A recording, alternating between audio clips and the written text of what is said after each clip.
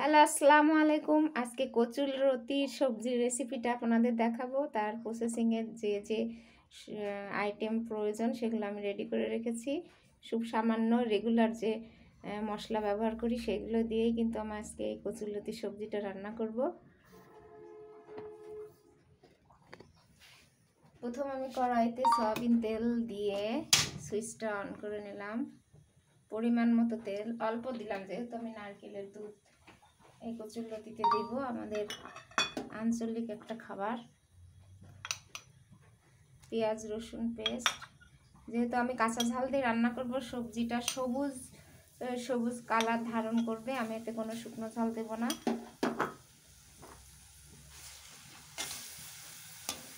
কাঁচা ঝাল সামান্য পরিমাণ কিন্তু আমি গরম মশলা বাটা দিয়েছি। আমি এগুলো সবই টাটকা বাটা, যাতে ফ্লেভার সুন্দর হয়, খাবারটা খেতে টেস্ট হয়, মজা লাগে।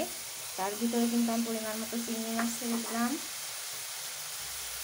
তারপরে আমার আগে থেকে কেটে রাখা সামান্য কিছু কাঁঠালের বিচি, তার সঙ্গে রসুনের কোয়া ছাড়িয়ে রাখা, পরিমাণ মতো লবণ, জিরা গুঁড়া,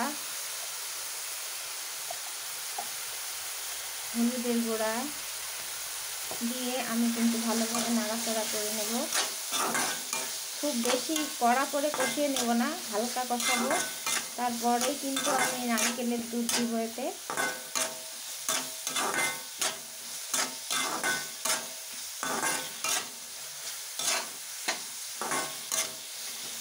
ভালোভাবে নাড়াচাড়া করার পরে আরও একটু ছাড়িয়ে ছাড়িয়ে যাবে মশলাগুলো, সব মশলা একসঙ্গে মিশে যাবে, ঠিক তখনই আমি নারকেলের দুধ দিয়ে দেব।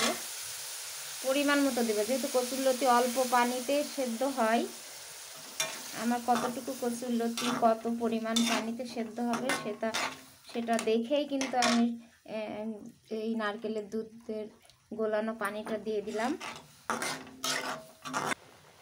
পানিটা ফুটে উঠলেই আমি কিন্তু এই যে আগে থেকে কুটে রাখা কচুরলতি ফ্রেশভাবে ধুয়ে রেখেছিলাম, দেশি কচুরলতি, আসলে এটা দেশি কচুরলতি টেস্টটাই আলাদা। আমি কিন্তু দেশি কচুরলতি এই রান্নাটাই কিন্তু আপনাদের দেখাচ্ছি। আপনারা আবার ওই যে মোটা যে কচুরলতি ওইগুলো রান্না করে টেস্ট পাবেন না, মজা পাবেন না। নাড়াচাড়া করার পরেই কিন্তু আমি ঢেকে দিব।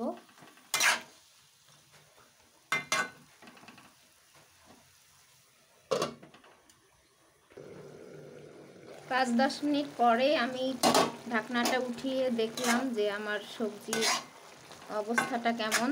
নাড়াচাড়া করে একটু খুন্তি দিয়ে চেপে দেখলাম যে সেদ্ধ হবে কিনা এই পরিমাণ পানিতেই। হ্যাঁ, হবে। এবং একটু লবণ চেপে দেখলাম, সামান্য পরিমাণ লবণ লাগবে, আমি তাই লবণ দিলাম।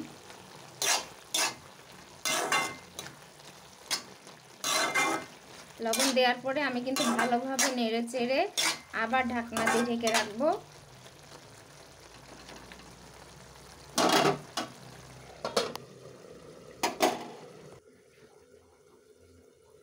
7-8 মিনিট পরে আমি আবার ঢাকনাটা উঠিয়ে আমার কচুরলতি সবজিটা ভালোভাবে নেড়ে চেড়ে দেখলাম যে না, প্রায় হয়ে গেছে, সেদ্ধ হয়ে গেছে।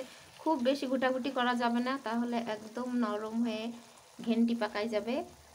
যাতে সফট থাকে, একটু আস্তে আস্তে থাকে, সেইভাবে নাড়াচাড়া করতে হবে। দেখেন আমার তেল উঠে এসেছে। সেই ফাঁকেই কিন্তু আমি 2টা কাঁচা ঝাল চিড়ে ছোট ছোট পিস করে উপরে ছেড়ে দিলাম, ফ্লেভার আসার জন্য, সেদ্ধ হওয়ার জন্য না। এভাবেই থাকবে। আমি এভাবেই আরও 1-2 মিনিট পরে কচুরলতি সবজিটা রান্না শেষ হয়ে যাবে। প্রায় ফিনিশিং পর্যায়ে চলে এসেছে আমার কচুরলতি সবজি রান্না। এখনই আমি পরিবেশনার জন্য আমার আলাদা পাত্রে বাড়বো। রেডি হয়ে গেছে কচুরলতি সবজি। গরম গরম সবজির সাথে, গরম ভাতের সাথে টাটকা লেবু দিয়ে আপনারা পরিবেশন করুন এবং খেয়ে দেখুন কি টেস্ট। গোশ এবং মাছ বাদ দিয়ে আপনারা চাইবে যে কচুরলতি দিয়ে পেট পুড়ে ভাত খেতে। আজ এখানে রাখি, আল্লাহ হাফেজ।